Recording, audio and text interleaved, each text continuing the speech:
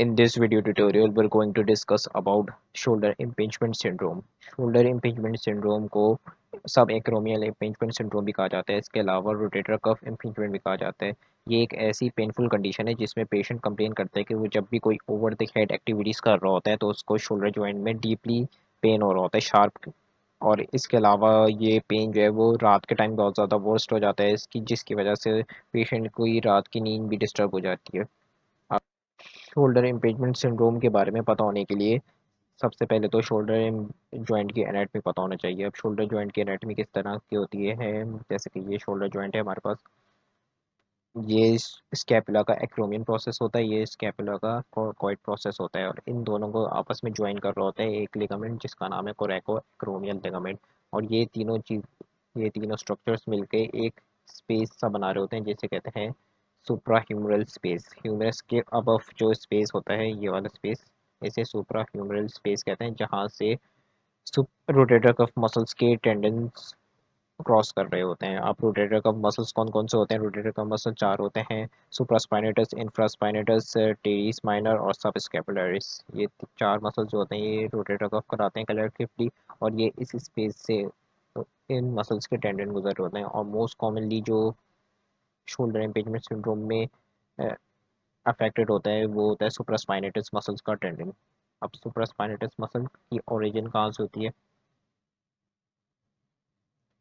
ये supraspinatus muscle है जिसकी ओरिजिन होती है स्कैपुला के सुप्रास्पाइनस फोसा से ओरिजिनेट होता है ये मसल, और ह्यूमरस के ग्रेटर ट्रोकेंटर पे जाकर ये इंसर्ट होता है इसका टेंडन। अब जैसे कि यहाँ पे नज़र आ रहा है कि ये जो सुप्रा ह्यूमरल स्पेस था यहाँ से क्रॉस होता हुआ ये सुप्रास्पाइनेटस मसल का जो है वो है क्रॉस होती हुआ आ रहा है टेंडन। अब किसी भी वजह से अब ये सुप्रा ह्यूमरल स्पेस की इंटेग्रिटी ख़राब हो जाती है, जिसकी वजह से ये जो सुप्रास्पाइनेटस मसल है इसकी इसमें कंप्रेशन आने लग जाता है, तो पेशेंट को ओवर द हेड एक्टिविटीज़ में पेन होता है।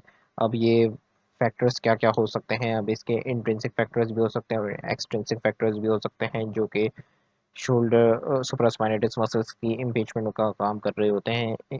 इंट्रिंसिक फैक्टर्स में तमाम वो फैक्टर्स आ जाते हैं जो कि मसल्स से रिलेटेड हो। अब जैसे कि अगर मसल्स की वेस्कुलरिटी में प्रॉब्लम आ रही हो, मसल्स को सही तरह से ब्लड सप्लाई नहीं मिल पा रही हो, जिसकी वजह से उसमें उसके टेंडन में इन्फ्लेमेशन हो रही हो या मसल एट्रोफी हो रही हो, तो भी शोल्डर इम्पेचमेंट सिंड्रोम हो सकता है। जो कि जब मसल्स ही इन्फ्लेम्ड हो जाएगा तो जो जितना एरिया इसके लिए प्रोवाइडेड था वो कम पड़ने लग जाएगा, और जब पेशेंट अपना आर्म ओवर द हेड ले जाने लगेगा तो वो यहाँ पे शोल्डर सब सुप्राह्यूमरल स्पेस में कंप्रेस होना शुरू हो जाएगा, जिसकी वजह से पेन होता है पेशेंट को। ये इसके इंट्रिंसिक फैक्टर्स हैं, या तो मसल्स के कोलेजन फाइबर्स की डिसओरिएंटेशन हो जाए या मसल्स की वेस्कुलरिटी प्रॉपर तरीके से ना हो पा रही हो, तो ये इसके इंट्रिंसिक फैक्टर्स थे।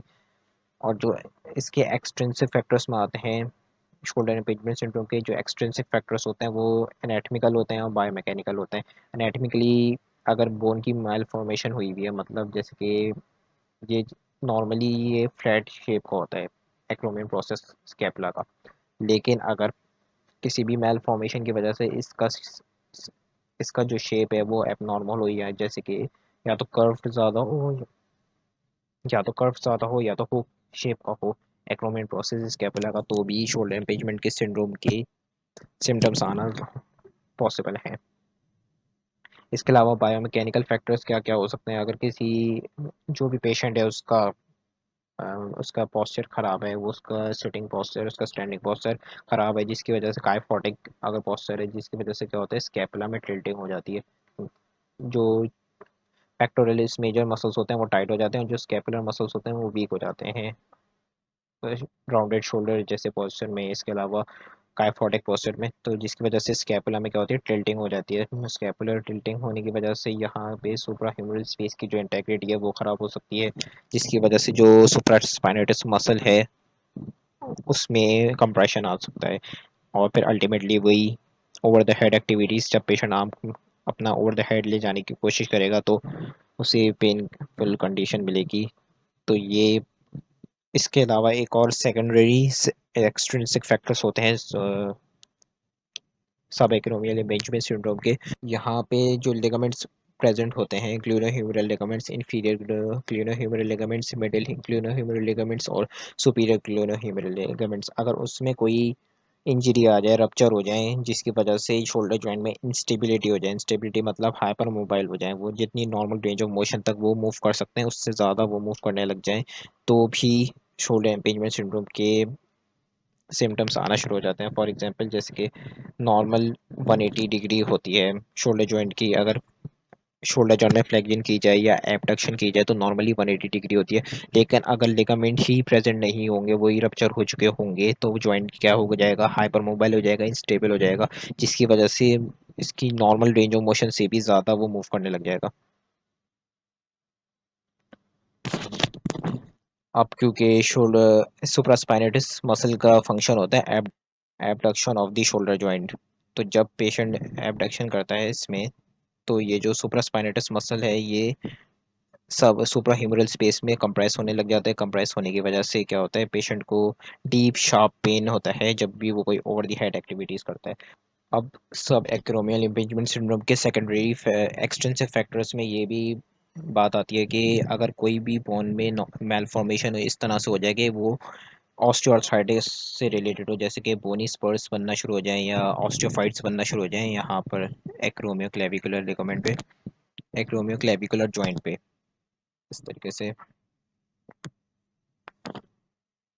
इस तरह से यहाँ पे जैसे कि ऑस्टियोफाइट्स या बोनी स्पर्स बनना शुरू हो जाएं एक्रोमियोक्लेविकुलर जॉइंट में, तो भी क्या होता है, जो सुप्रास्पाइनेटस मसल है उसमें इम्पिंजमेंट शुरू होना शुरू हो जाती है, कंप्रेशन होना शुरू हो जाती है, जिसकी वजह से वही पेशेंट को ओवर द हेड एक्टिविटीज में पेन होता है। अब इसके रिस्क फैक्टर्स क्या क्या होते हैं। अब शोल्डर जॉइंट के रिस्क फैक्टर्स में वो सारे वर्कर्स आ जाते हैं जिनकी repetitive over the head activities का काम होता है, जैसे कि पेंटर हो गए, ये टेनिस प्लेयर हो गए, इनका क्या काम होता है, रिपीटेटिव शोल्डर जॉइंट की मूवमेंट होती है और वो भी ओवर द हेड एक्टिविटीज़ होती हैं, तो ऐसे इंडिविजुअल्स में शोल्डर इम्पेंजमेंट सिंड्रोम होने के ज़्यादा चांसेस होते हैं। इसके अलावा ओल्ड एज और ऑस्टियोआर्थराइटिस, जिनमें सब एक्रोमियम रेंज में सिंड्रोम होने के ज़्यादा चांसेस होते हैं। इसके अलावा इसकी अगर मैनेजमेंट की बात की जाए तो जो इसके बोनी अगर एनाटॉमिकल मेलफॉर्मेशन की वजह से अगर इस शोल्डर इम्पेंजमेंट सिंड्रोम हो रहा है तो वो सर्जरी के थ्रू ही ट्रीट होता है, लेकिन अगर इसके अलावा बायोमैकेनिकल फैक्टर्स की वजह से या मसल्स इंटेग्रिटी की वजह से अगर शोल्डर इम्पेंजमेंट सिंड्रोम हो रहा है, तो ये इसकी जो फर्स्ट लाइन थेरेपी होती है, फर्स्ट लाइन मैनेजमेंट होती है, वो फिजियोथेरेपी होती है। फिजियोथेरेपी के थ्रू शोल्डर इम्पेंजमेंट सिंड्रोम के सिम्टम्स को ख़त्म कर दिया जाता है। इसके अलावा इस कंडीशन को भी ट्रीट कर दिया जाता है। इसके अलावा एनसिड्स, एंटी इन्फ्लेमेटरी ड्रग्स दिए जाते हैं, कॉर्टिकोस्टेरॉइड्स का इंजेक्शन दिए जाते हैं शोल्डर इम्पेंजमेंट सिंड्रोम की ट्रीटमेंट के लिए। लेकिन अगर शोल्डर इम्पेंजमेंट की जो कंडीशन है वो बहुत ज़्यादा क्रॉनिक स्टेज में चली जाए और कन्वेंशनल थेरेपी जो है वो इसको ट्रीट नहीं कर पा रही हो, तो फिर सर्जिकली ट्रीटमेंट की ज़रूरत पड़ती है, जिसमें टेंडन रिपेयर या टेंडन ट्रांसफ़र सर्जरी मौजूद है। इसके अलावा अगर इस कंडीशन को अनट्रीटेड छोड़ दिया जाए तो इसके कॉम्प्लिकेशंस में मसल्स डिस्ट्रॉफी होने के भी चांसेस होते हैं। इसके अलावा मसल्स में कॉन्ट्रैक्चर्स बनने के भी चांसेस होते हैं। इसके अलावा शोल्डर बर्साइटिस और रोटेटर कफ टेंडिनाइटिस की कंडीशंस भी इसके साथ साथ एसोसिएट होने लग जाती हैं सब एक्यूमियल इम्पीचमेंट सिंड्रोम के साथ।